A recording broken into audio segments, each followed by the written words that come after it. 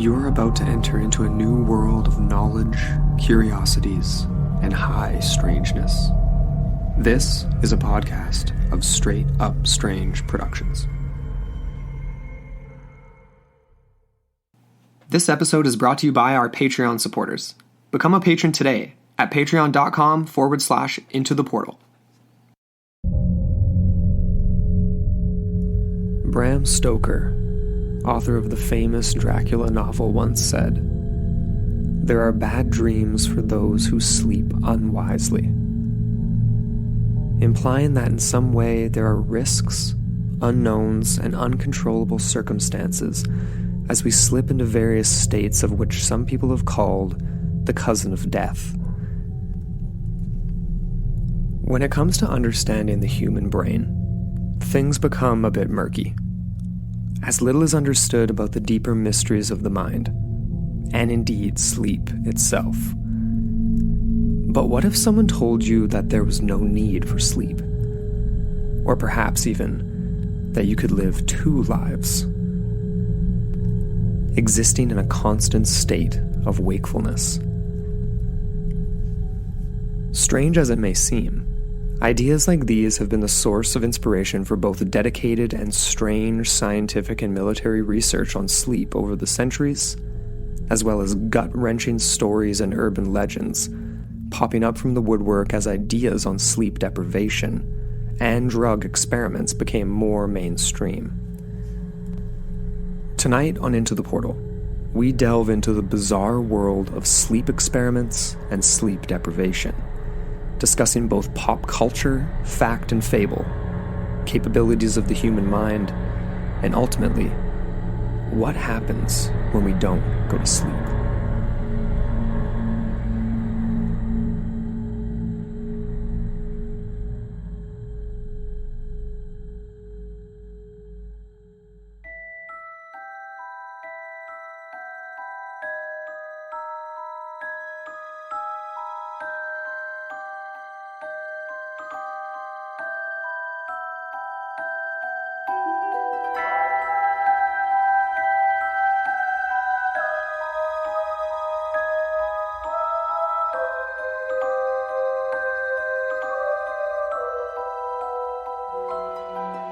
Hello, and welcome back into the portal. I'm Amber Ray. And I'm Andrew McKay. And welcome back to a fresh episode. It's kind of weird. We're getting down to the end of the summer here. It went by really fast. Despite how weird, no kidding. Despite how bizarre it's all been, it kind of flew by. And man, oh man, I don't even know how many episodes we ended up doing this summer. But I hope you guys have been enjoying everything. Well, not only that, but the amount of times, you already said, it's strange times, and I'm not even sure how many times we've said to each other, I think we're living in a simulation. Oh my God. Because I feel like there's a lot of weird things that have been going on. I don't know if you guys out there listening have had a strange summer. Let us know, though, because I feel like things have been, I don't even know, stirred up or something. And it's people being kind of sequestered and spending more time in their homes and stuff because of, the quarantine and everything that's going on. I think people are perceiving other things around them and you know what I mean? Just noticing things that we maybe were too distracted to notice before. And you and I have noticed a few. We're is this a glitch in the Matrix, man? It is bizarre. The amount of times where things just coincidentally we'll be mentioning something and then all of a sudden it's right in our face, the universe just spits it back at us. And it's not just Siri listening to us on our iPhones either. It's more than that. You know what I mean? Because we've said that too. We're who's listening? Somebody's Siri, listening. Yeah, she's always listening. So hey, maybe that's another upcoming episode when we're going to look into some simulation and just talk about our lives. But before we get into this week's episode, we have a tiny bit of housekeeping. First and foremost, we wanted to say a massive thank you to a new patron. We have Jana S. She's joined us as an ancient explorer over on our Patreon page. So we're just really happy to have her join the crew. Mm-hmm. We actually have a new cryptozoology episode in the works as well. So for all of our patrons, stay tuned for that. Really excited to talk about that one. If you haven't checked us out on Patreon, the link is below. So you guys can go hit us up and see what we have to offer on there. Mm-hmm. Also, we have a brand new sticker pack available from Be Strange. So this is on our website, straightupstrange.com, the sticker pack of High Strangeness. So it's featuring a lot of the same ones that we had in our sticker contest recently. So if you guys participated in that, make sure to go check it out. So at StrangePods on Instagram, you can see the sticker pack, and then straightupstrange.com and on our Etsy shop as well. It's the Summer of Strangeness, and it is the exact same sticker pack. So when we were doing the contest, all the ones you saw there are the ones included in this little fun thing. So if you guys want to support some indie creators and get some stickers, we actually have free shipping going on right now on all stickers. So either you get the pack or you get your favorite individual or whatever. Yeah, totally. Now's the time to act. Hell yeah. And it helps support the network. So yeah, go check that out. And then last but not least, we just wanted to say a big thank you to Ace over at Nothing Ever Happens in Canada podcast. She sent us some awesome stickers and stuff. So thank you so much, Ace. So wicked. They're like holographics and all sorts of fun stuff. Like, she does such a good job. She really does. So thank you so much for that. And then also our good friend Doodle Kev sent us a sweet pack as well. So thank you to Kev and Tiffany. He does amazing artwork. So like, if you guys haven't checked him out, go check him out at Doodle Kev on Instagram, or you can find him on our website as well. And Nothing Ever Happens in Canada podcast, you can find everywhere you get your podcasts. So make sure to go check out those guys. Doodle Kev is open for commissions as well. So make sure to see what he's up to and hit him up for some of that. Okay, let's get into this. So today we're discussing the Nikolaev gas experiment legend and sleep deprivation myths. This was also known as the Russian sleep deprivation experiment, the Nikolaev gas experiment. The entire premise of this legend essentially follows that back in the 1940s. The Soviets were said to have conducted different sleep deprivation experiments on prisoners of war, and these had some pretty horrifying results. So whether you believe this or not, the interest really from this story lies in the idea of what sleep deprivation can truly do, and what experiments like this might actually result in the real world. So like, what is the ultimate purpose of an experiment like this? Testing the limits of human capability, but also testing the limits of maybe the liminal space between sleep and death. And we're getting into some sort of interesting themes here on today's episode. So let's get into the Russian sleep experiment story. Okay. So this originated from a 2010 source on creepypasta.fandom.com. And this was called the Russian sleep experiment. The story begins with the proposal of a 30-day trial of sleep deprivation, which was to test the efficacy of this Nikolaev gas, a stimulant that's to help keep the human brain awake. 5 subjects are chosen from thousands of political prisoners that were rounded up after World War II, all of which are promised freedom falsely if they submit to this 30-day experiment. Right. All begins somewhat normally. The 5 subjects were enclosed in a test chamber with a few things like books, a little cot, not to sleep on, mind you, just to relax on, I suppose. Right. And the actual chamber was outfitted with little portholes for viewing and then microphones. Right. Pre-cameras, I suppose. So. Yes, yeah, pre-television era here in the 1940s. All began somewhat normally. You know, these were political prisoners. They were used to captivity. So being in these conditions weren't new to them, you could say. However, by day 4, they began exhibiting darker themes in conversations and exhibiting what you would call the beginnings of paranoia. They also started to converse about the things that had brought them to this place. So the reasons of which, and they started to get really dark psychologically. Yeah. The darkness was setting in. Yeah. Reminds me of the Franklin expedition or something. Literally and metaphorically. So by day 5, paranoia becomes evident. Subjects begin to turn on one another, using the microphones and portholes to communicate by whispering to their handlers.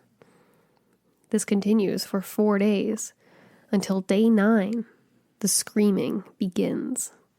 One subject began screaming for hours until he tore his own vocal cords, thus rendering him silent. All the rest of the subjects ignore him. Seemingly unaffected, the second subject began screaming. Again, the other subjects ignore this behavior. 2 others began ripping books apart and covering up the portholes with their pages smeared with their own feces. Then the screaming stopped. There was nothing from the chamber. The experimenters were quite confused by the silence, and they couldn't see anything, so they were completely in the dark. By day 12, the silence has been continuous. The oxygen uptake is noticeably increased by the 5 subjects, the equivalent of strenuous exercise, which was even more confusing. By day 14, they decide to open up the chamber. And this is what they said. We are opening the chamber to test the microphones. Step away from the door and lie flat on the floor, or you will be shot. Compliance will earn one of you your immediate freedom. And then to their surprise, they heard a single phrase respond. We no longer want to be freed. Ominous. Yeah, so by this point, everyone is confused. Day 15, the chamber is opened. 4 of the 5 subjects are still technically alive. Yeah. At this point, if you have any young ones in the room, or sensitive ears, or you don't want to hear anything extremely violent or grotesque, I would just skip forward about 2 minutes. Yeah. All right, so the food rations past day 5 remained untouched. The subjects had engaged in various acts of mutilation. Chunks of the one dead subject are stuffed into the drain, and the water has been pooling. So they're in a disgusting, wet state of affairs here. The remaining subjects have similarly taken chunks of flesh off of themselves, removed by their own fingers, as was evident by the injuries on the tips. Self-inflicted. Oh my God. The abdominal organs were taken from the cavities and strewn about the floor, but were supposedly in still working order. All of the subjects put up a fierce fight when their removal was attempted. Despite their injuries, they were still able to maim and even kill one of the soldiers that was tasked with removing them. All of them continuously begged and screamed for the gas to be turned back on. It gets even darker here. When surgery was attempted, it was revealed that the subjects were immune to the anesthetic given. When more was applied, the subject actually died upon going under. So as soon as he fell asleep, his heart stopped. Crazy. The others were given surgery without anesthetic, which they all seemingly enjoyed. Eventually, the decision was made by the commander to push the boundaries and complete the experiment. All ended in disaster. Everyone dead, not a single soul surviving. Right. Classic Russian military shootout. And in the very end, the last words of the lips of the remaining subject was, "It was so close." And everyone dies. Spooky stuff. Okay. So this story touches on a lot of different things. Like, we need to break down the crazy here. Let's just pause here and absorb for a second. Yes. And if anyone is really keen on hearing the full brutal version, we will have that link posted. So Definitely. you can check it out on the original Creepypasta website. Yeah. And get your fill, because I don't really want to get into all of the details because it's quite brutal. It is extremely gruesome and graphic. Paragraphs and paragraphs of it too. So I'm like, all right. I mean, even for creepypasta, it's definitely at the upper echelon of morbid, I would say.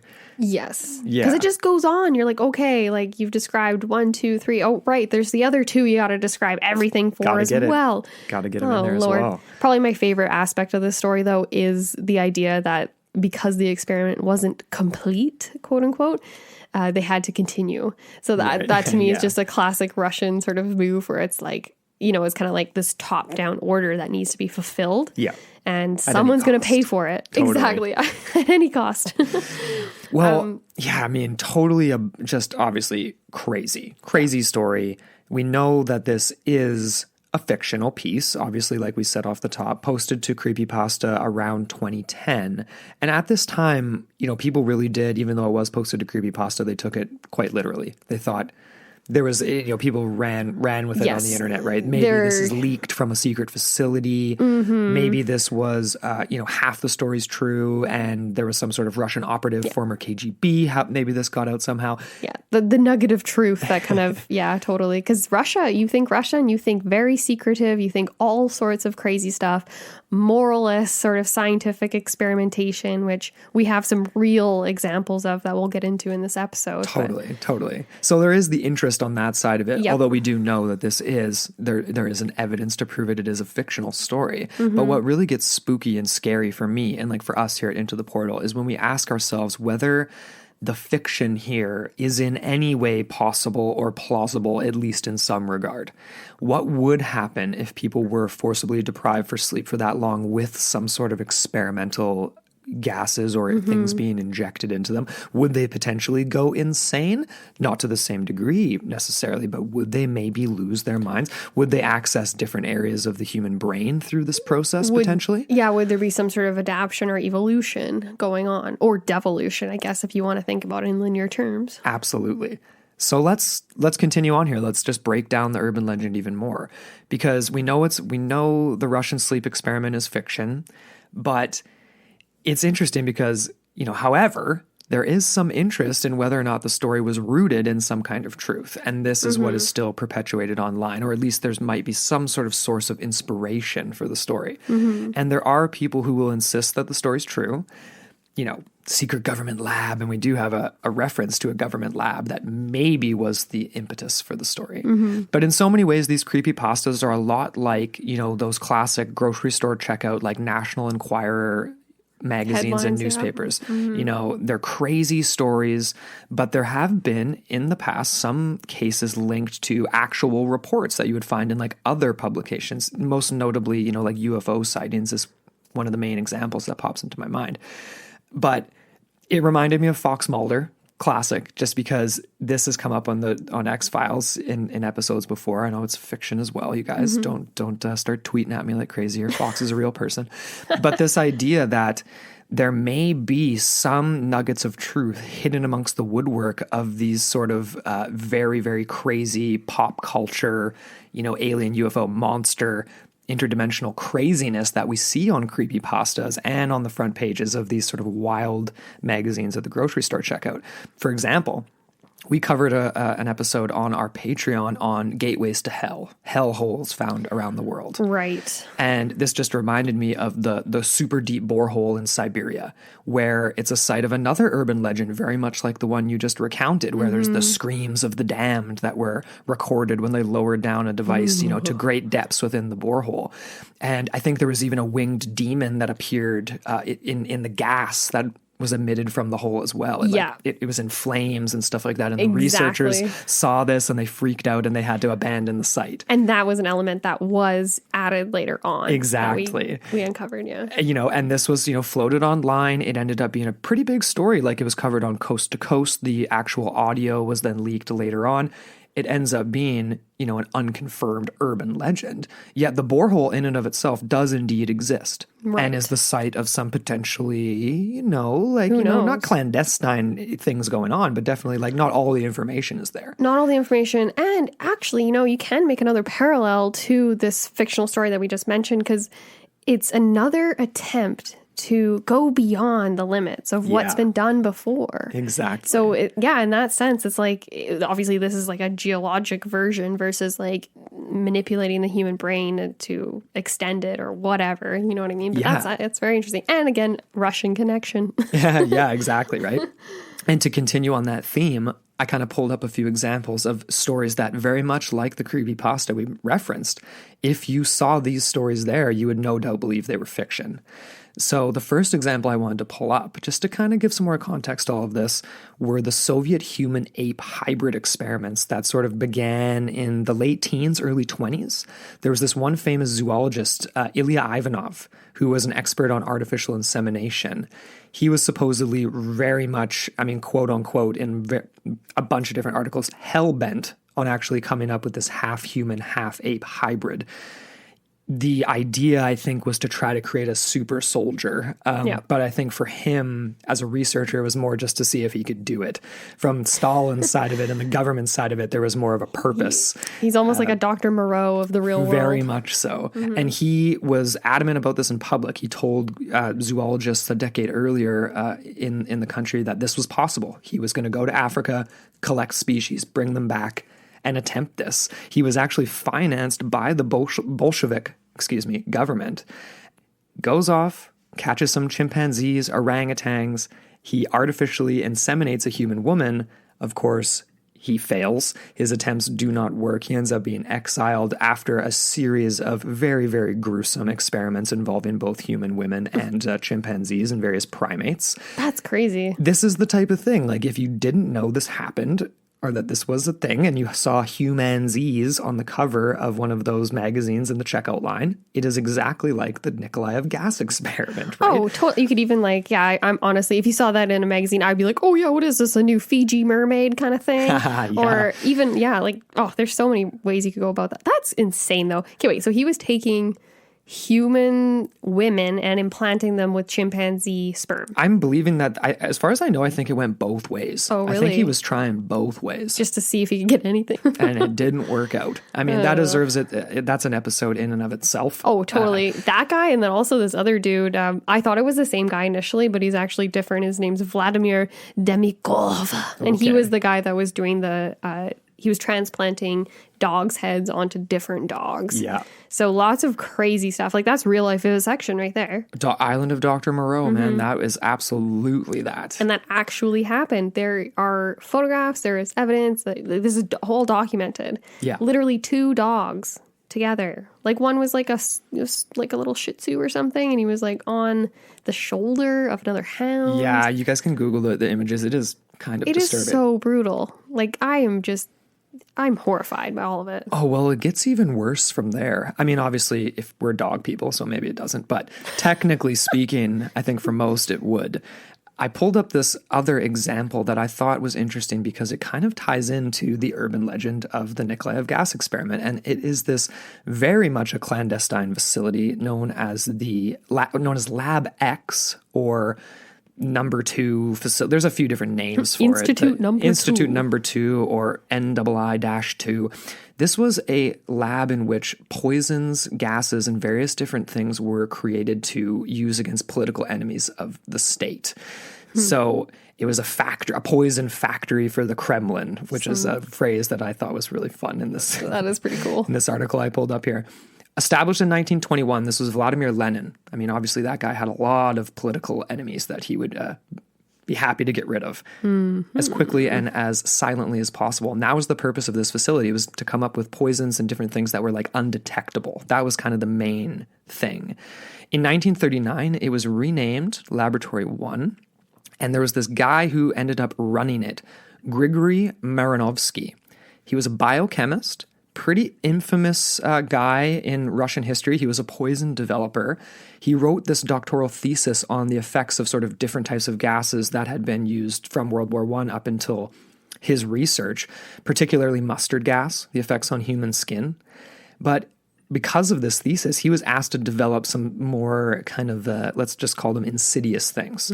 He was tasked with coming up with different types of lethal poisons that could be administered completely without detection, tasteless, colorless, odorless, to be, used against anyone who they wanted to eliminate. I feel like that was just the way to go about it back in that era. Oh, yeah. Like, I feel like, wasn't Hitler, like, every single meal he had, someone taste it for him? Yep. Like, a lot of political leaders did that. I think, and still to this day, we've seen some political assassinations or attempts using poison relatively recently, potentially linked to this lab, actually, which is quite interesting. That's so cool.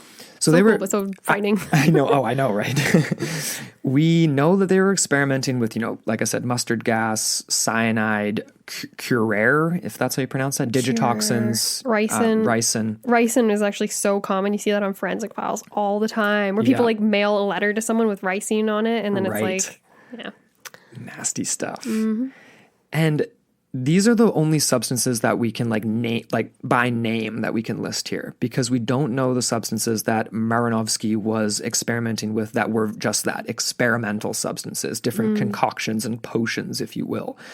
The most common way in which he conducted these tests was essentially to inject people. They took prisoners from the gulags, political prisoners and military, prisoners of war, and under the guise of essentially a routine medical checkup or injecting them with something to essentially keep them healthy so they could keep working in the gulags, he was really testing his poisons and other insidious substances. Crazy. We don't know if gas was used in these experiments. I couldn't find that, and that would have been the real connection as an idea for the story. But very much so, he was, putting people in chambers and definitely injecting them and seeing what would happen type stuff. Yeah, that's so interesting, because even if they weren't using gases per se, gas was quite commonly used. Obviously, the Nazis were employing that in the chambers where in their concentration camps and whatever else. And a lot of those same methods were employed in the post-war years, right? With these gulag type things, with these prisoner camps and things of that nature. Totally. And a lot of stuff was probably never, it's all under wraps for a large degree. And not a lot of this stuff leaks. No, totally. And if it does leak, it would, in my mind, this guy, he's a chemist. He's obviously been tasked with this poison creation thing. It would make sense to me that it wouldn't just be, hey, make some poisons for assassinating our political enemies, but you're really good at this. We've got a few other projects on the go as well. Maybe test out this. Maybe look into this. And when we read that story off the top, or when you gave that story off the top, the gas experiment, urban legend, it just screams amphetamines to me. Yeah. And that's what you said. It was some sort of an amphetamine keeping them awake. A stimulant, which we know was tested by all governments all over the world to create a super soldier, essentially. Keep people awake for forever. And we've got a pop culture fun reference in a second here about that. But a lot of people are playing with all these themes, trying to extend human capabilities and using, exactly. They're using these and testing these on prisoners, but the ultimate uses is obviously as biochemical weapons in warfare and in espionage. Yeah. Whether it's within your own government or outside in the international sphere. Yeah. And as far as espionage goes, great segue there. So thank you, Amber, because foreign governments weren't exactly aware of this until relatively recently as far as this poison lab goes. Decades would go by before the West knew about the secret facility. There was this one particular guy, I pulled this from an article in The Guardian. His name was Yuri Shvets. What a name, hey? Former KGB, who actually ended up living in the US, but he claimed to have visited this top secret Lab X sometime in the 80s. And he was tasked with picking up a quote-unquote truth-telling drug to use on a captured American source at the time.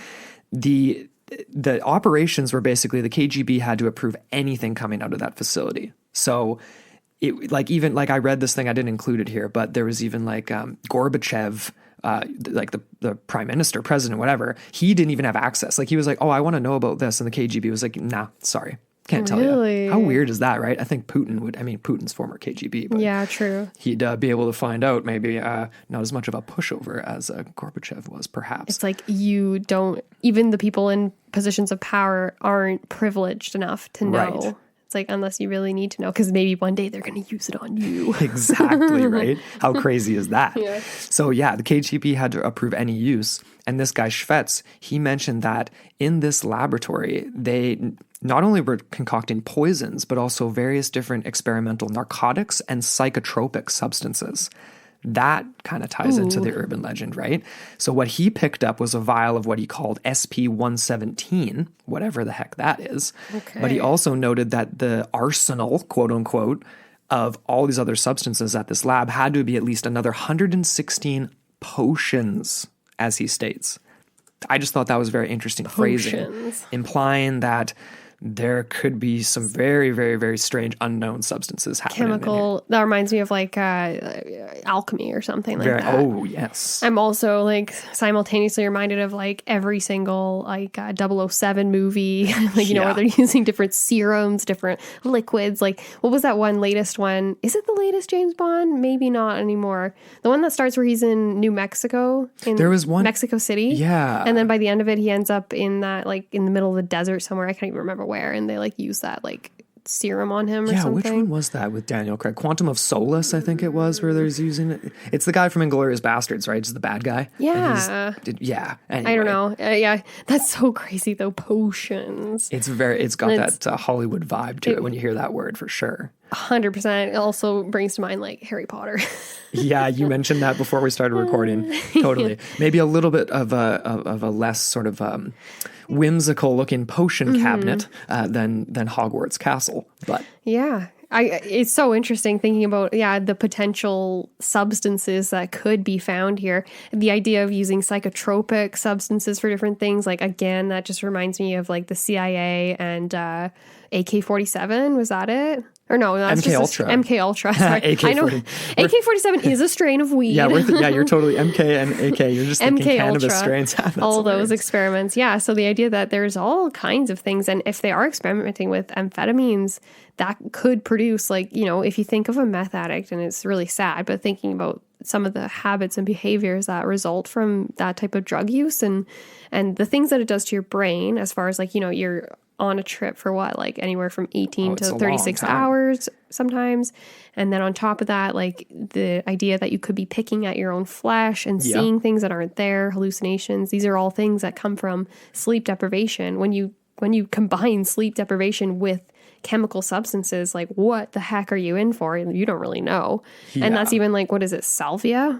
That's not anything to do with sleep deprivation, but again, produces very active hallucinations and things of that nature. For like an extremely short period of time. Yeah. So it makes you wonder if there's any inkling of truth to those 5 subjects and their fates in that chamber at the top of the story here with our creepypasta. Mm-hmm. Like, what were they seeing? What were they experiencing? And they were clearly addicted to the gas, right? Because they were just, that's another thing too. Points to and chemical addiction. Amphetamine of some kind. Yeah. So there's a whole slew of different elements that are coming into play here. And of course, when we found out about this experiment or whatever, creepypasta, whatever you want to call it, we were instantly reminded of X-Files, one of our favorite episodes ever. Yes. From season 2. What is it? Episode 4? Yep.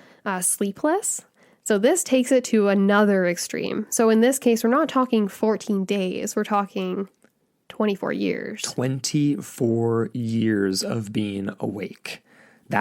Just let that sink in, everyone. If you haven't actually watched this episode, and again, it's fiction, like the one we mentioned off the top, but it's just so much. It's just like the explosions in my head are just going off right now because of the stark contrast between these two thick pieces of fiction. 14 days, 24 years. 24 years. That's a big difference.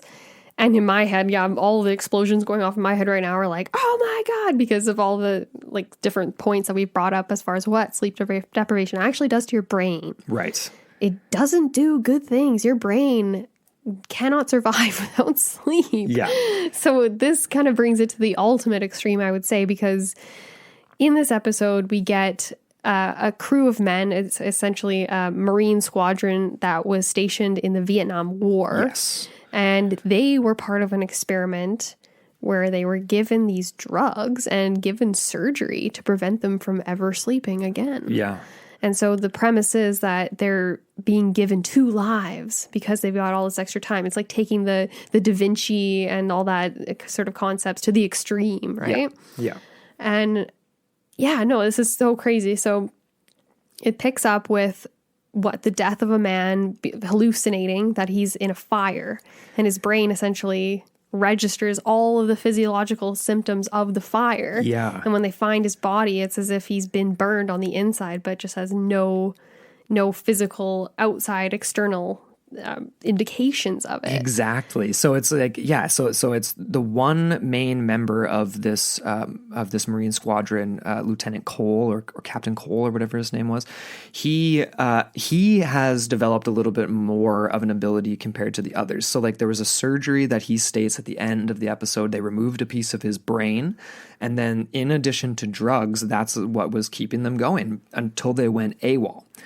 And so obviously that implies that surgery didn't work. The drugs made them go insane, very much like the urban legend off the top. Yeah. Some sort of an addiction / just like not in of your right mind, right? It's almost like they created a super soldier, but they weren't able to harness it. Exactly. And again, like we mentioned that earlier, the whole idea of using amphetamines and stimulants was this to attempt to make a super soldier stay awake for 2, 3, 4, 5 days at a time on the battlefield. You have night attacks. You have a massive advantage over your enemy. This is to the extreme, never having to go to sleep. And 24 years. So, I mean, like we have a reference a little in a second here about like micro sleeping, but the notion of never laying down, closing your eyes, going into a REM state to actually dream is like hell on earth. And that, like, that is terrifying to me. Yeah, instead of living 2 lives, you're living no lives. And that's basically what they figured out, right? There was just they were walking in a living hell. Yeah. Every they day, can't 24 escape hours a day. What's really interesting to me about this episode, though, is this idea of removing the brain, being awake for 24 years, changing the physiology of the actual brain, and giving this one particular character the ability to manipulate what is technically like dream states or hallucinations or things that are not physical in reality and manifesting it in physical reality. Like just by the fact of being awake for 24 years. And like, not just manifesting it in his brain, manifesting it in others. Right. Like manifesting, it's not really a bullet coming out of a gun, but the belief is so strong and the person sees that bullet coming out of the gun, entering them, and then it becomes real. The death fire, is real. yeah. Or the fire. Death, yeah. He's got burn marks on him. Or the stab wounds or whatever it is. Yeah, because all these deaths are happening in the dream state. So nothing physical is happening to them, but yet they still die because they believe it so profusely. And there are a few different states that go in between. They're like these liminal states in between waking and dreaming that I've actually pulled up here. We'll get into in a second here just to help explain that. Yeah. I really enjoyed the part of this. I thought it was fascinating of this episode because of the surgery aspect too. Yes. So that's an added element. And when we get into the science of sleep and the physical science of it, like your brain has mechanisms to cause you to go into what's called microsleep. So that's actually a natural protectant against death by not sleeping. Right. And that other mammals actually don't have. And it's really sad. I was looking at some experiments from these puppies back in like the 1890s and how they were these poor little puppies. They're a few weeks old kind of thing. And they are deprived of sleep for about 2 to 3 days. And by the 3rd, 4th, 5th day, they were all dead because of brain lesions. So their brains, they weren't able to actually cope with it. And they actually all ended up dying. There were experiments done on other dogs too that were fully matured, and the same results happened in a little bit of a longer time period. But it just shows you that other mammals out there don't have these same capabilities. And with those capabilities, with those safeguards, like that's, I think that, like, I'm glad you mentioned that again, like at safeguard kind of as a way of thinking about it, because like that would maybe give humans the ability to achieve things that we see in these pieces of fiction. So like these were the questions that I kind of like, that really came to my mind watching the X-Files episode. I mean, obviously the brain is still so unknown, and so is sleep, but the questions of like, if indeed the brain is physically manipulated, could such abilities we see in this episode be artificially created, or are they already there in the brain and then activated? Well, that's just, yeah, exactly. Sorry, just to finish my point the idea that we have these safeguards, but we don't have this in this episode, right? Because they've removed that aspect. Yanked it right out. Well, in my mind, that's what they must have done, right? Because if you're thinking about the science of sleep, but anyways. If they're awake for 24 years, you'd think they'd be micro-sleeping. Sort of. Or they'd be dead. Yeah. I don't know. What I mean? Like they're sleeping but for like a second dead. at a time. Like, They are living like zombies, essentially. Right. But they seem to have a lot of their mental capacities around them, though. Yeah, like they have jobs and stuff. Like the one guy's working at a diner. Mm-hmm. Yeah. But the reason I thought for the surgery would be to maybe remove those safeguards when I went back into the actual science of sleep and all that kind of thing. Gotcha. But anyway, sorry, your questions. Yeah, maybe they did. Maybe that was sort of the idea there, but it's like, it's so different. Like 14 days, everyone goes completely insane, 24 years, and everything's fine. But we've got this notion of micro sleeping in reality, in the real world, right? Yeah, I love how we're just talking about this as if these are real. I know, because it is so funny. I mean, that's the reason they exist as pieces of fiction, right? Because the questions that they evoke are very real questions about sleep and about reality and how we perceive reality. You know, like another question I thought was like, does never going to sleep in some way, like you kind of said, alter the physical state of the brain? Like either evolving, you used the word devolve a minute ago, to the point where there are sort of energies that maybe do indeed exist, but that aren't seen by normal people, that can then be manipulated or at least perceived in a state of being awake for 24 freaking years. You know what I mean? Or even, kind of on that same line, like, can you begin to access areas of the brain by depriving yourself of sleep and going into a weird semi-lucid sort of state of being in between wakefulness and dreaming that allows you to access either higher like areas of energies and things going on, almost like what we talked to Steven, the ghost investigator from Memphis, and he was talking about how you can train yourself to be able to see and observe and notice these things and energies and be able to really develop that. Yeah. So I wonder if maybe it's almost like a cheat sheet. Deprive yourself of sleep and maybe you're getting there the fast way, but you're not getting there in a controlled way or in a way that you maybe want to. Right. Like that's the easiest way to see the thinning of the veil, because your state of mind is more towards... It's more vulnerable. Yeah, and more towards just like the less physical reality that we are in when we're awake. Exactly. You kind of loosen those boundaries. Right. That's kind of what I'm thinking. There's some really cool stuff having to do with actual science of sleep and what happens to your brain when you don't have enough sleep. Yes. We'll get into. And also some really, really interesting ancient examples from, like past times and all sorts of sleep experiments and ideas of sleep and dreaming from the ancients. Before we get into that, though, we'll just get a quick promo break. Is there something preventing you from achieving your goals or getting in the way of your happiness? Maybe it's time to try something different. Maybe it's time to try BetterHelp.com. BetterHelp.com is an online alternative to traditional counseling methods with multiple ways to connect with your specially matched therapist. BetterHelp.com is more affordable and convenient than traditional offline therapy, and you'll never have to wait in an uncomfortable waiting room, which is a huge benefit if you're anything like me. You can connect with a licensed professional in under 24 hours for professional help. BetterHelp.com has a wide range of counselors specialized in areas that may not be available to you locally. And best yet, you can send a message to your therapist anytime you need to and receive timely and thoughtful responses. This isn't self-help. This is professional counseling. We want you to start living a happier life today. As a listener, you'll get 10% off your first month by visiting betterhelp.com/portal. Join over 1 million people taking charge of their mental health. Again, that's betterhelp, HELP.com/portal. And we're back. So make sure to go check out our sponsor, BetterHelp. The link is below in the show notes. Okay. Let's get into some sleep experiments in the ancient world. You know us here on Into the Portal, we always have to go back as far as humanly possible into the history of the earth. But I was interested by this because I was kind of like, obviously man's evolved. We are the type of humans we are now. There's been various different species of upright walking, bipedal hominids. And I've wondered, how did they sleep? What was did they even perceive what sleep was? What the heck did a Neanderthal dream? You know what I mean? Yeah. But I pulled this up sometime between 70,000, 40,000-ish BP. Neanderthal man sort of stopped this sort of primate pattern of sleeping in multiple rest cycles. So very much like, wild animals do essentially, like throughout a 24-hour period.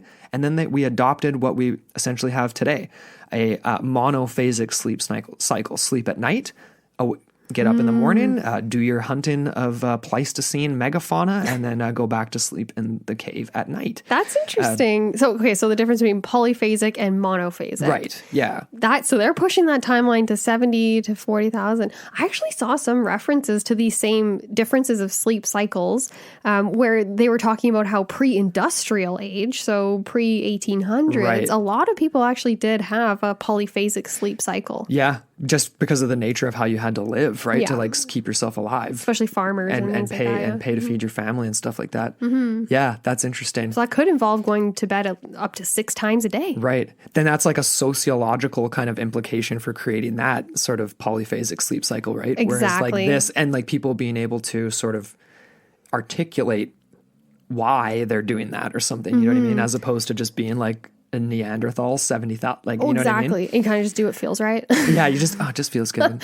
But then your sleep obviously mask on. they were making the analogy between industrialization and having to like regiment people's cycles, because obviously there was like the 8-hour workday kind of thing and all that kind of like Sure. regimentation of society. Yeah.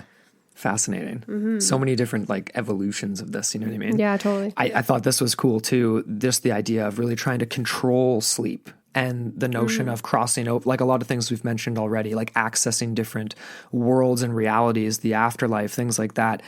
Civilizations in ancient Mesopotamia, India, you know, the ancient Egyptians and the ancient Chinese, they use various different sort of potions and remedies, including things like divination, bloodletting, various different medicinal plants, in order to regulate sleep and try to control their dreams. Whether or not sleep deprivation was a big part of this is sort of like up for debate, but it was definitely a part of some sort of shamanistic rituals and stuff like that, staying up for a long time, hallucinating, in addition of like taking something like whether it's magic mushroom type stuff or whatever across different civilizations, kava. right?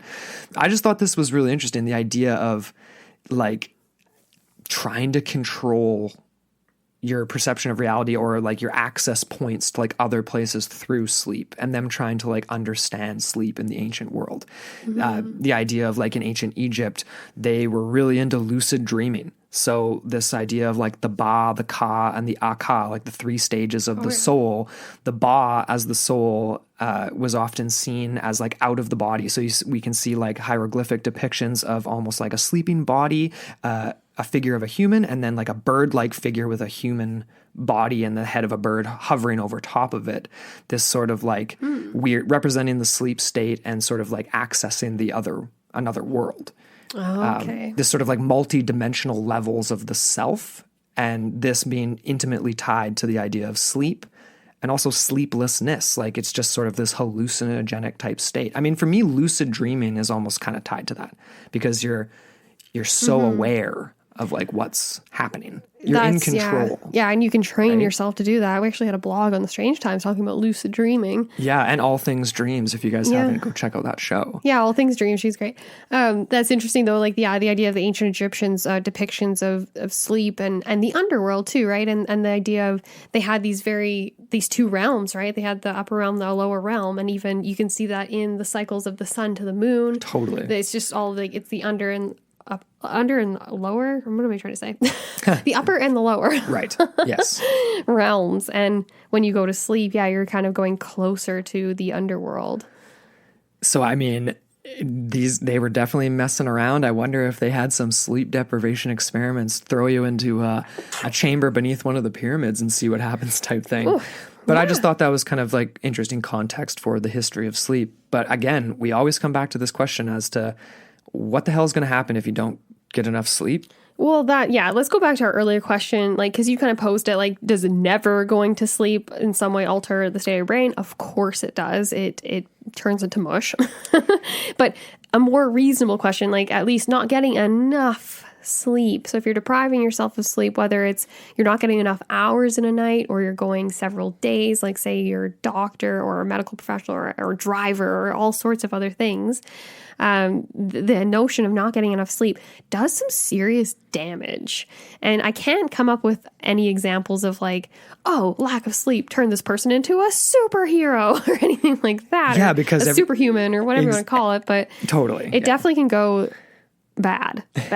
And so I actually went to the CDC and they had some information on even just like the occupational risks associated with sleep deprivation. So this was actually a NIOSH manual for nurses. Interesting. And even before I dive into that, like we already mentioned off the top, and I don't even like touching on this because it's so sad. And I'm like, once someone does it once, why do people have to friggin' repeat it? And so there was multiple experiments done on puppies and dogs. And this was, like I said, in the early 20th century and also in the late 19th century as well. It was just to prove whether or not a mammal could die of sleep deprivation. And of course they achieved this, like I said, in as little as a few days. And when they went to do the autopsies, all of the brains of these poor dogs exhibited lesions. And so they were basically just falling apart, their brains, and they weren't able to restore, because that's what you need, right? You need to restore your brain. And as little as we know about sleep, we know that a lot of that stuff happens while we are in bed sleeping. Of course. And so this NIOSH manual gets into a few pretty obvious things. Like obviously your short-term memory and working memory declines significantly. Like your ability to store and recall information, even as simple as a phone number. Like, you know, something like that. Or your ability to make decisions and have insight into your situation is reduced drastically, while things like risk-taking behaviors increases and erratic behaviors increase. Which makes sense, sure. Exactly. And regular things like filters around, like, you know, when you're in public, they start to dissipate. You get angry. So aggression and irritability are all very common. And then once all of this starts to kind of like get to later stages, your brain actually starts to go into what's called micro sleeps. So this is very dangerous actually, because a lot of people can experience this even on the day-to-day job. If you're not getting enough sleep and you're doing something like driving, or say you're a surgeon, or you're doing anything at all, this can be very serious. Right. So these micro sleeps can last as little as a few seconds. And the scary part is that the individual is actually unaware of the episodes. Crazy. So you're not aware this is taking place. So this happens with a lot of night workers, like I said, healthcare workers, production workers. If you're operating machinery, like that is terrifying to me to think that you could do something really stupid because either your brain just doesn't think that there's anything wrong. Like it just doesn't go there. And I had this article. This was when we first started looking into this subject here, and it was 10 examples of the effects of sleep deprivation. And it was from just a blog site called No Sleepless Nights. But the interesting part of this article was actually the comment at the bottom from a physician. And I had to pull this up here because it was just, every time I think about doctors and healthcare, I'm always just like, there's so much going on that's wrong. Like, why? Like, healthcare, like, it's so ironic. Like, the way that these people live is just horrible. It's the tough, habits and the shift work and all this stuff. But anyways, okay. So this doctor, he says here, quote, "I'm a physician, and during my internship and residency training, it was common to be awake over 48 hours on a routine basis. Sometimes I recall being awake for over 4 days. In retrospect, I recall seeing orders on patients that I didn't recall writing, and seeing patients I performed procedures on and had zero memory of the entire event. I also recall falling asleep in traffic on the highway and the feeling of being asleep with my eyes open. 7 years later, after I completed my training, I found myself to be a completely different person. I was less happy. Many of the things that were important to me no longer were, for example, birthdays, holidays. I needed only 3 to 4 hours of sleep per night to be functional. But most importantly, I felt like my energy level reset. It never got back to the original super high energy level I had before I began my training. It's been 25 years since I finished my training, and it still has not returned. Sleep deprivation is not without consequences." End quote. So yeah, that's a lot, like 25 years after the fact, and still kind of like feeling the effects of going, and that is spooky, you know, doing surgery. Oh my god. Imagine performing like brain surgery, because it's like something that would last a long time. Let me just say, out of this, all of this episode, all of the stuff we've talked about, this is the most frightening to me. Because it's real. Yeah. Because that is so real, like definitively real. And that you might have had it. What if you had a conversation with your doctor that your doctor does not recall later on? Right. And that's the least of it, having a conversation. What if they did something to you or suggested a prescription or whatever? And you can change people's lives instantly just by doing that one thing. It's not risky behavior, but it's not rationalized behavior, right?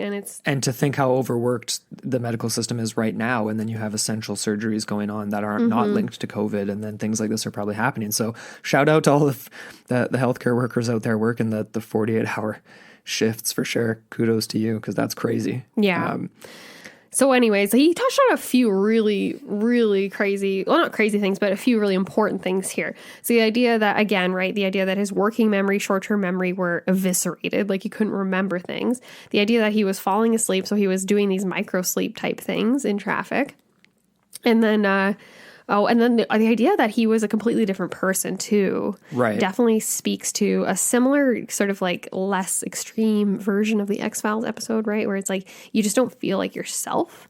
Because they had like literally cut out a piece of them. Well, like the brain. And you're, I'm not me anymore. He says at the end, they changed me. Like, it's not me or whatever is what he's screaming at the end of that episode there. And I feel like this physician would definitely argue something similar where he says, I've never had my super high energy level. I'm not the same person I was back then. Right. And I think it is a result. The other freaky part about this was that he was saying he only needs 3 to 4 hours of sleep a night to be functional. That was really interesting. I want to touch on that for a second, because like after you read this little account here, it makes me think that obviously he did see a permanent like change in his brain, right? Like now you only have to sleep 3 to 4 hours a day. Your energy levels are different throughout the process of this actually happening. Like during your training, when you're staying awake for like extended periods of time, probably drinking a shit ton of coffee, like stimulants, like normal stimulants. Everyone, like I'm drinking coffee at 11 o'clock to try and stay awake in my current job, right? But it makes me wonder, it's like going back to the dog references a minute ago, where it was like the brain lesions after staying awake because they didn't have this ability to like micro sleep subconsciously. It makes me wonder, going back to the fictional stories though, if there's chemicals that could be applied to prevent the negative effects of humans staying awake. So you're saying like the brain turns to mush, you know, this guy has these negative effects. But what I also see what I also like comes to mind when you read this story is that parts of his brain were sort of either shut down or changed, and others may have been freed up or activated or whatever, right? With the addition of potentially a chemical or a potion that we don't know of. You know what I'm saying? So it's like he lost, he's changed. A chemical or potion, or what if it's something that's coming from within him that he's starting to produce because of these changes, right? Right. Maybe it's an adaptation or evolution of some degree.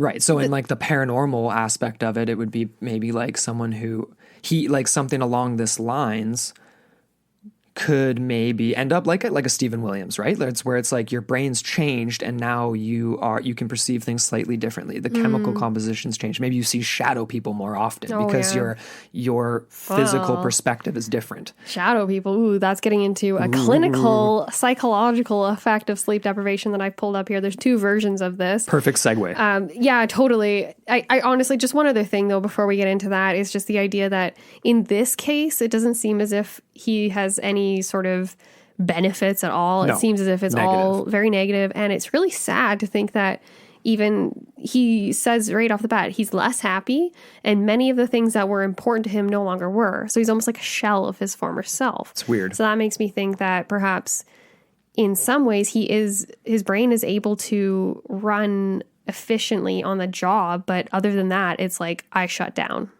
Like, you know, maybe it's trained itself to just shut down after that. So he's not able to really care and have those like extras in his life anymore, which is really sad. If you're a super soldier though, that's like kind of the most ideal outcome. Yeah, to not care about anything. Yeah, exactly.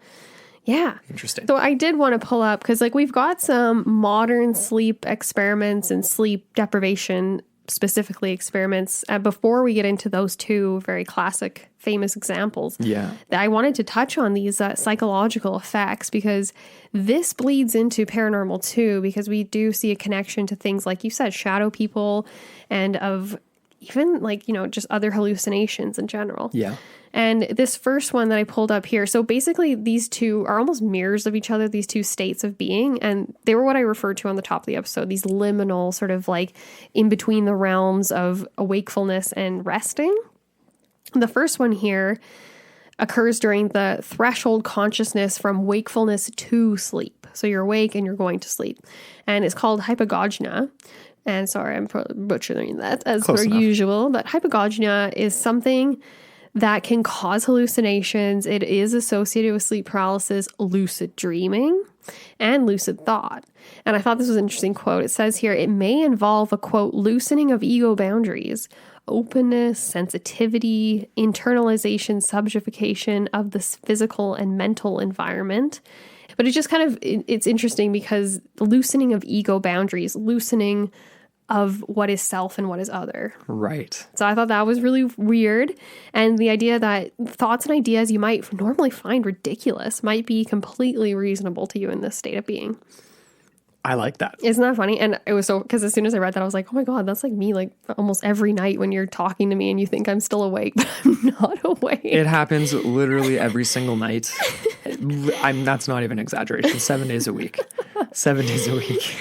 The big one right now is when I'm like, hey, Amber, where's your sleep mask? And you think I'm asking you about your mask, like for going into the grocery store, and it's in my purse. And I'm like, no, it isn't. Well, that's perfectly reasonable. And then the other inverse of this is like the hypopompic state. So it is kind of a mirror or reverse of the hypnagogic state, so to speak, and can produce similar effects such as hallucinations, sleep paralysis. It's the result of the brain trying to come awake and make sense of the dream state, essentially. Right, okay. So it's very confusing and frightening for a lot of people that experience it for the first time or multiple times even, because you're just not really sure what's going on. This is really funny. Both of these two states of being come into play with these two modern examples here. The first one is Peter Tripp that we'll talk about. But I just wanted to include here this idea that, okay, these two people, so Peter Tripp and Randy Gardner are 20th century examples of the like documented effects of sleep deprivation in a public setting. Right. And these two subjected themselves voluntarily to this. There was no one asking them to do it. There was no government research aim. There was nothing going on like that. Yeah. And it's interesting, just to put it in context here, like from the 1930s onward, the U.S. government has defined sleep deprivation as a form of illegal torture. Right, yes. Yeah, so it's one of their CIA's like enhanced interrogation techniques. So if you're subjecting yourself to this, you're kind of just torturing yourself you're psychologically. hanging out at Guantanamo. Exactly, you might as well, eh? Yeah, pretty much. Yeah, so the first one came about just on the cusp of the 60s. Yeah, 1959. Peter Tripp. What a name, especially for a radio DJ. Unless that was just his DJ name. Could have been. Trippy Tripp. Yeah, Peter Tripp. He was from New York, radio DJ from New York area, and basically what he did was he enclosed himself in a glass tube, and the idea was to go on a continuous DJ set to raise money for a local children's hospital. And he actually managed to stay awake for a little over 200 hours, like 201 hours or roughly 8.3 days in total, which is pretty freaking impressive if you think about that. I mean, that's pretty insane. In Times Square too, eh? Right in Times Square. I mean, we got to find some photos of this for sure. Witnesses did observe many of the things that we've mentioned in this episode, though, like erratic behaviors, rudeness, swearing at people around him. Hallucinations was another thing that eventually did occur with Peter, where he thought that there were spiders in his shoes. And that reminds me too, again, kind of like the idea of amphetamines and potentially that being the impetus for like picking your skin. You're hallucinating from drugs. If you're also hallucinating because of sleep deprivation, and those two are kind of put together, maybe there would be the ability to really like do some things that aren't. Yeah, and he was believable. he was given stimulants too. Right. I think he was also consulted by a couple psychologists who monitored the entire experiment. So these were the ones who gave them to him. And his family, after the fact, they had a few interesting things to say. I mean, he was a changed man. He went on to essentially lose everything in his life, his job, his family. Yeah, I mean, in all, he restarted his career over 4 times and got married and divorced 4 times. Ended up dying at the age of 72 from a stroke. Whether or not that had anything to do with potential lesions or from the sleeplessness of that event, who's to say? But he was a changed person, very much like the doctor example you gave a second ago. Yeah, and he did complain of like instability emotionally, and then also recurring headaches. And so these are all exactly, like you said, they're controversial in attributing to the actual experiment itself, but a lot of people will say that there are long-term effects of sleep deprivation that can definitely change who you are. Yes. And I think Tripp would definitely be in that sort of realm. He went on to have he tried to continue on with the DJ stuff. Apparently he got involved in some scandal and then he had to quit the whole game. He tried stocks or something. He tried getting into the investment game, I think, for a little bit too. And then, I don't know, he just kind of like bounced all over. And like I said, like 4 marriages, 4 divorces, like clearly this guy, like, he's got some issues. he might, and whether or not you can attribute that to the sleep experiment again it's all subjective, right? But this was his life and this is what happened to him. Randy Gardner saw what happened to Peter Tripp and wanted to do it better. So 4 years later, in 1963, at the age of 17, Randy Gardner decided to do his own sleep deprivation experiment for a high school project. That's commitment. I know, right? So originally it was going to be him, and then his 2 friends were monitoring him. However, he actually ended up getting a Stanford researcher involved who heard about the experiments and wanted to go and monitor it, so just to verify the results and everything. And so Randy's goal was to go 11 days without sleeping. He managed to achieve that. He actually got a little bit past the 11-day mark. And he is still to this day the validated. So there's been a lot of people that will claim to be the longest without sleep kind of thing, but he's the only one that's been validated. Officially. I think it's like under the Guinness Book of World Records kind of thing. Gardner, he wanted to not go 9 days, not 10 days. He wanted to go 11 days. Like, he was really determined. And he actually did have regular hospital checkups throughout the whole thing. Nothing was determined to be wrong with him except that he was often confused and forgetful, and that hallucinations did happen regularly to him, where he would imagine whole scenes happening in front of him that weren't there. He was just making Crazy. it up as he went along. And it was kind of fun. I think it was day 8 or 9. He actually did win a ping pong game against one of his friends. But it was so interesting though, because he was monitored closely, but he said like after like day 4 or 5, it started to get really hard to stay awake. And he actually really did enjoy having the press around because it helped keep him awake. Yeah, for sure. And then also he's like, the hardest hours were obviously during the darkness, and he would actually go visit the prisons because they were the only thing that was open. Wow. Crazy. I know. But anyway, I found this interview from a podcast called Hidden Brain, and the interviewer went on, they had like a whole conversation, and he has this whole episode on this. But I thought this was an interesting question he posed, because he asked him, he was like, did you feel like your mental faculties were slipping? That it was harder to answer questions, it was harder to remember something or formulate a phrase or sentence? And then Gardner replied by saying, that happened pretty soon. That started maybe day 4 or 5, and it just kept going downhill. I mean, it was crazy where you couldn't remember things. It was almost like early Alzheimer's brought on by lack of sleep.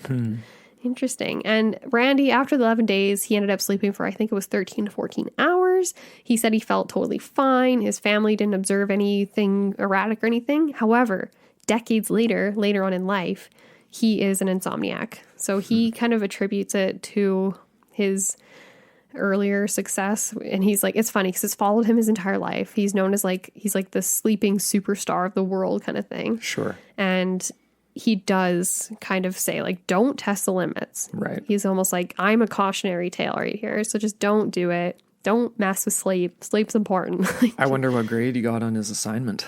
I would hope he got an A+. And I'm actually sort of second guessing myself. Maybe it was Randy who didn't get into the Guinness Book. It was one of these 2 guys. They didn't submit it in time. Oh, Randy definitely did he get in? Yeah. Okay, good. Yeah. At least he got that then. At least. I hope he got an A on the subject on the report as well. But So clearly, I would say that both of these cases exhibit different aspects of the consequences of sleep deprivation. And like I said, these are subjective. You could attribute them to other things. Obviously, a lot of people in this world suffer from insomnia, and they haven't tried to deprive themselves of sleep. So yeah. I don't know if Randy's just trying to play it safe for everyone else and be like, just don't tempt the fates. Don't do it. Yeah, I mean, after these 2 guys, these 2 stories and everything we've talked about so far, it makes me wonder if there's a happy medium. If there's we've talked about the notion of the brain changing in potentially a positive way. All the evidence seems to be in an inherently negative way. You're not really accessing it's not like the Stephen Williams thing where it's some sort of maybe like a cheating way to train your brain into being able to like perceive other energies or things around you differently or anything like that. Or even just be a more efficient human. Don't spend as much time sleeping. Do other things in your life. You know what I mean? And that's like the Da Vinci and like the Tesla type thing. And that's what I was kind of thinking. Like, is that sort of the happy medium where they used that polyphasic sleep cycle? So they were basically only sleeping, what was it, like 2-3 hours a day? Kind of thing. Yeah, I think so. It was about that. In 20-minute naps or whatever it was. But that makes me wonder. I mean, these were two very brilliant individuals. Tesla in particular was very much interested in these sort of imperceptible, unknown energies of the universe and chakras and things like that. And sort of things that are only... Was he trying to access them? Was maybe not only his sleep cycle a part of just being more efficient and getting more research and his projects done, but a means of actually tapping into those unseen energies. Well, researchers will argue, and they will agree with you to a certain degree. There are people in the population, I think it's about 5% of the population, that can go with like 6 hours or less sleep in a 24-hour cycle or something.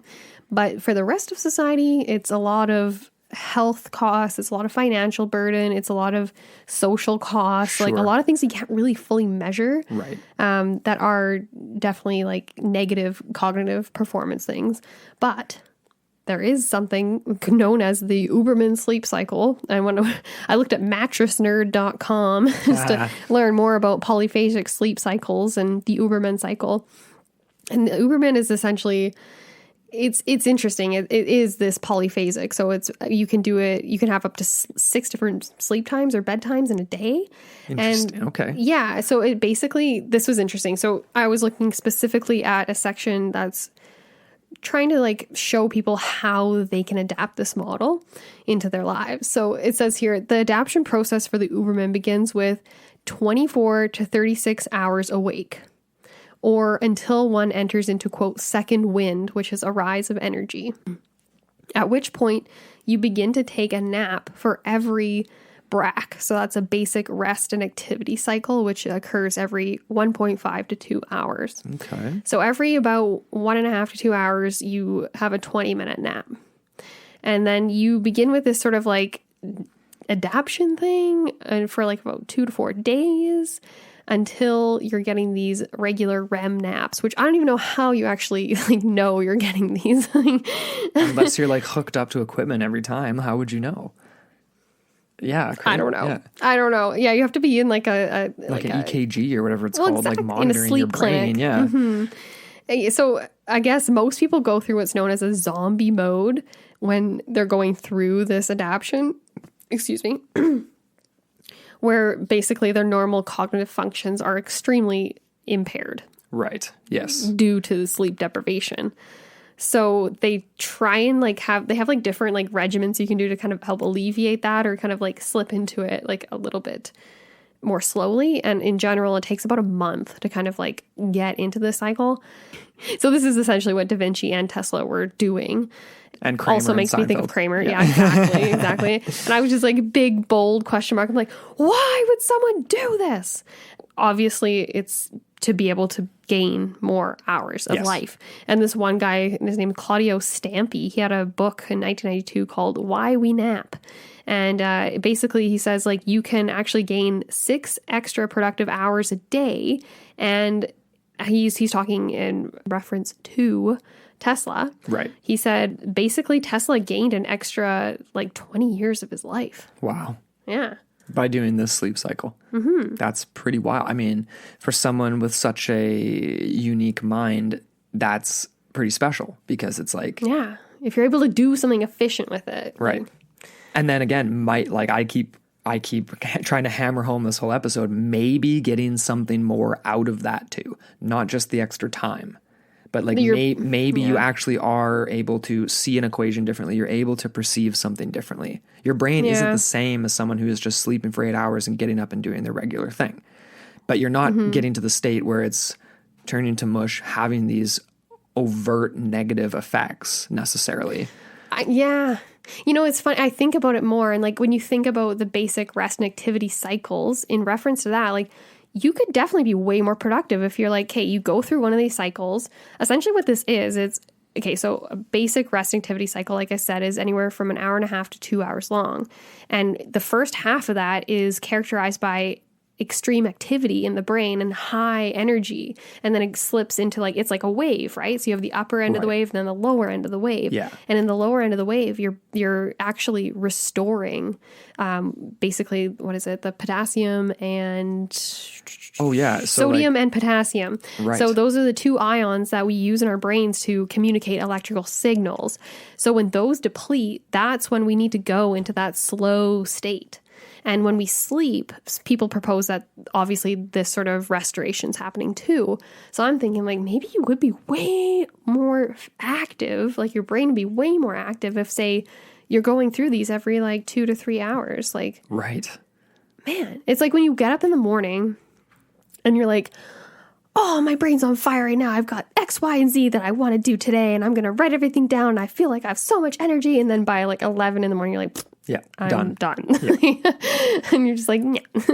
And then me, I always think like, oh, if I take a nap, I'm just going to be tired for the rest of the day. Tired. Yeah. Yeah.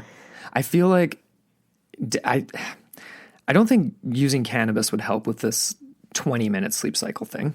Like, you know what I mean? Like when I was like the guy who is an insomniac after the 11-day thing, that was the first thing I thought. I was like, man, how is anyone in this day and age an insomniac with like everything that's available?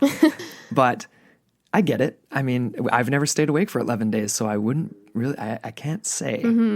I don't think I could do either one of these ends of the spectrum. I couldn't do the 20-minute nap cycle thing, and I definitely couldn't stay awake for, I mean, I've probably done a day and a half of like travel where I'm awake, and that's about it.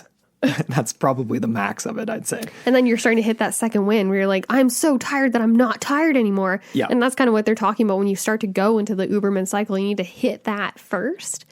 To me, it's almost like it reminds me of a sleep version of that crazy diet that everyone's into. What's keto? The freaking keto, man. That reminds me of that, where it's like, yeah, you're just going to extremes. I say moderation. Get your 8 hours a day and call it a day. Oh, man. It's so funny you say that, though, because obviously, wouldn't this be a great reality TV show? Well, it's already been done. Yeah. Already been done. In 2004, there was BBC. They did a show called Shattered, which I'm not sure why they would call it Shattered because there's no glass or anything involved, but it was like a contest format where contestants were pitted against each other to see who could stay awake the longest, and then they win a cash prize at the end. It didn't really make for great TV, though, and it was like almost just like too weird, and it got a lot of negative reviews and things, and yeah, there was a lot of the contestants weren't really expecting what happened to them, even though none of them actually suffered, well, they attest to, none of them suffered from long-term effects. Right. And I think it was 7 or 8 days. 7 days. Yeah, it was 7 days. They were challenged, but it was brutal, right? Because they do challenges where it's like, you have to go and lay with a comfy, big, oversized teddy bear and watch the paint dry for 2 hours at 3 a.m. and not fall asleep. Oh my God. So it's just torture. That is legitimately torture. That's the same as what you just said. The CIA, it's illegal. Torture. Yeah. And then the very last thing they did at the end of the 7 days was, I think there was 3 remaining contestants, and they made them go for like a lay down. So they turned off the lights, and they had cameras on them so they could see, but they weren't able to cover their face or eyes or anything. And if they closed their eyes for more than 10 seconds, they were eliminated. But yeah, so they had that. And then at the very end, the winner started to like make these really weird, erratic head movements, and they weren't sure what was going on. And the people were kind of freaked out, like the producers and stuff. Right. But she was actually not like doing that involuntarily. She was doing it to signal to the bathroom, because she had to go to the bathroom really bad, but she wasn't allowed to leave the bed. Right. And if she said anything, if she talked, if she did anything, she would be eliminated. So she was trying to like gesture to them to the bathroom, but they weren't picking up on that. Yeah, this doesn't sound like great TV. No. I think reading the Russian sleep experiment creepypasta would be much more entertaining. Let your imagination do the fill in the Mad Lib blanks. So we're kind of coming down to the end here. I mean, ultimately, there's so many other things that we can get into with this, right? And I think there's going to be not necessarily a follow-up to this episode per se, but definitely some more that touch on sleep. You know, we were reminded of things like Edgar Cayce, the sleeping prophet, sleeping psychic, who is definitely going to be in a few episodes we have coming up on Atlantis and a few other things. Remote viewing is another aspect of brain research that I think does kind of tie into this a little bit, and just sort of like what state of the brain are people able to do these certain types of things. And actually, we were watching Unsolved Mysteries the other day, where it was kind of like remote viewing, but while you were asleep. Yeah. There's a story about a gentleman whose friend was a Kuwaiti pilot who went down, captured by the Iraqis, and he dreamed to the letter, 100% accurate, the exact experience his friend had. And then when they reunited, he told him the dream, and it was exactly the same color of the sheets, same amount of time in the cell, time the handcuffs were on him, the placement of the window in the cell. He remote viewed this while he was asleep. So that definitely kind of ties into this. So crazy. Also, sorry, go ahead. Yeah, sorry. Just on that note, the remote viewing, because you told me this like before we obviously sat down to record this, obviously we communicate. Yeah, we do. But it totally reminded me of, and I've said this to you multiple times, and I really want to hear from our listeners, anyone out here listening right now, because I have often had dreams, and this has occurred over years, most of my life, where I'll go back to the same places. Sometimes they're places that I know in my life. They're places that I know intimately, but I know I've never been there. And I go back to these same, like I call them worlds, because sometimes they apply like the same rules of reality as our life. Gotcha. But sometimes they don't. And but they're always consistent in who I am in there and where I am. And I always think to myself, am I remote viewing someone else's life right now? Like, am I in my sleep state? Am I living through someone else's eyes? Because that's how I feel sometimes. And I feel as though I've lived a life in someone else's life, and then I wake up and then I go live my life. So strange. And so I'm like, I don't know what that is. And they're so consistent. It kind of reminds me of like an Edgar Cayce. You know how he was very consistent with his worlds, and especially when he talked about Atlantis, for example, and things like that. It just makes me think, like, what is our brain really capable of? Are we just these like crazy batteries like Tesla, like there were these conduits through which energy flows? And say if we have the same alignments or the same whatevers, and maybe we're driving with people that are halfway around the world. I don't know. That totally segues perfectly into sort of my ultimate question for this episode. Oh, yeah? Because that's very well put. And really, when we come down to it, my ultimate question is just that. Like, is sleep and research on the brain's state in relation to both dreaming, like what you're just referencing now, or on the flip side, a lack of sleep and sort of maybe a hallucinogenic state, plus the addition of potential potions, if we want to go back to the creepypasta stuff. But is all of this potentially sort of the gateway to other energies and other realities, which is basically what you're talking about right now. In the sleep state, notions of remote viewing or whatever, in the sleep deprivation side of it, the opposite end of the spectrum, how is the brain changing just like manipulated to the point where they can then do things they couldn't do before. And that's what they emphasize in the X-Files episode. They run with it and make it really fun as like a fiction, because this guy can do some pretty crazy stuff. But when we dial it back to maybe something more in reality, these questions are still open. They're not answered. We know very, very little about the brain, not very answered little about sleep. Not answered by Western conventions and Western medicine and all that kind of thing. Like, it reminds me of shamanism too, like all those elements that you just kind of like listed off there. It sounds like magic, but magic is just things that we don't understand yet. Totally. I mean, you guys, we want to know not only what you think of this episode or the ideas that we've, put forth here on sleep, on dreaming, but like if you guys have ever had an experience where you are awake for 2-3+ days. I know we had somebody on our Facebook forum for the network say that they stayed awake. Yeah, they were awake for quite a while and were seeing some strange things. I think Andrew Gable, I don't know if he's on night shifts anymore, but from Forgotten Darkness podcast, I think he was working night shifts and mentioned a while back that led to some strange sightings and things too. Like it can kind of mess with you a bit. So we really want to know what you guys think. And do you have any final thoughts, Amber, before we sort of sign off here? I honestly, it's all fascinating to me. And I love how it's one of those things, like so much that we talk about on the show, where there's so much still to explain. Absolutely. and so much more to know. And it's just one of those things where it's like, the more we know that we don't know anything at all. Exactly. And on that note, I think we should probably let you guys run wild with all this craziness we've talked about today. Go get some sleep, people. Go have a nap, and then you can report back to us. So thank you guys so much for listening to this episode, and until next time on Into the Portal. Your gateway to the bizarre.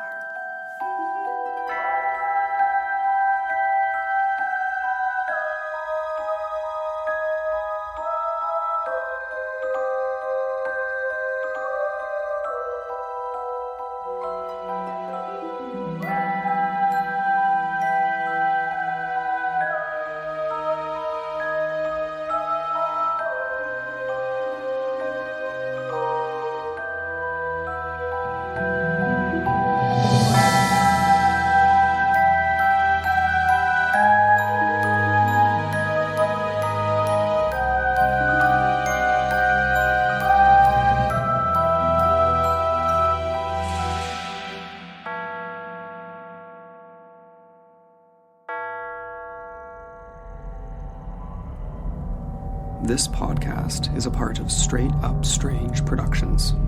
Discover more shows like this one at straightupstrange.com.